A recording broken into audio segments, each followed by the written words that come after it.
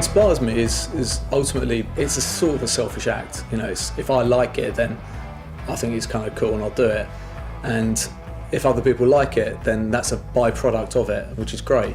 I started doing it because it was for my own interest and my own fascination. I've never tried to do it for other people.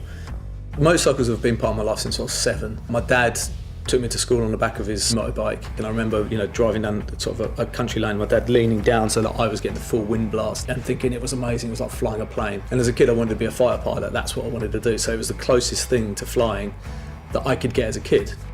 When I got to 16 and I was able to have my own motorbike, I got a little 50cc Scrambler which I de-restricted and tuned, and wore a little leather biker jacket, thought it was bad, and drove around everywhere. I went literally everywhere on that bike. It was like the sense of freedom I got at 16 on that bike was unbelievable.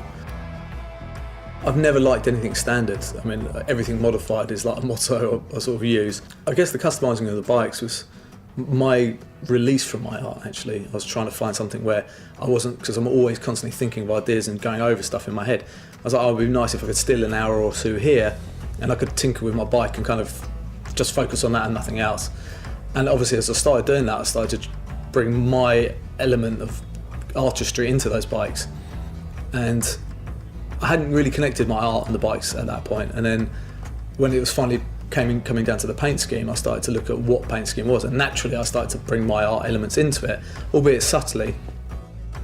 When I think of biking, I think of cafe races, I think of Triumph, I think of that English heritage. I think the first time I rode a Triumph was actually on the back of my dad's friend's Triumph. My dad was very envious of him at the time, and he was like, oh, you can take my son out on the back, so I went out on the back of the Triumph.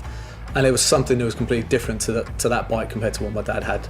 The fact that it was a Triumph, I just put it in like a different level and a different plateau than anything else I'd ever been on. So I guess at that point it'd always been for me an aspiration to have a Triumph bike. It's about the art of riding and the experience of riding more about than how fast I can get that bike to go and how I can push myself. So I think the sort of the modern classics, you want the reliability of that bike, but you want what is essentially how it makes you feel. So with the 3 bikes that I'm working with, I've tried to adapt my artwork to sort of represent what I feel that biking experience is. So I look at the whole bike, I look at the experience of the bike, and then I try and adapt what artwork I think that represents. With the Thruxton R, it's a more sports orientated bike, but within a cafe racer feel. So it's more about the checkered flag, the black and white, the race element of it.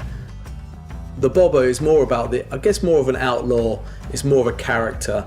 So with that, I sort of adapted a character to fit with that, which we've called the Bobcat. So it has a bit more attitude, it's a bit more punchy, it's a bit more in your face. The T120 is an iconic British classic, so it had to be that. And in my artwork, I did a Union Jack that was a modern or updated version of the Union Jack, and it felt really appropriate to apply that to that bike. I like the fact that motorcycling is still viewed as a form of rebellion. You know, you still get people who like turn their nose up at you, and I like that. You know, I like that sense that it still is somewhat of an outlaw aspect, and that kind of sits quite nicely with my work. I think that graffiti is one of the things that remains very pure. It has a very confined set of rules that you apply, and you go out and that's it. You know, you go to leave your mark, and there's an energy and excitement within that I get from riding a motorcycle. Just me, the bike, and the surroundings, and you're interacting with the environment in a way that you don't get in any other way. All your worries almost get blown away when you get on that bike and escape.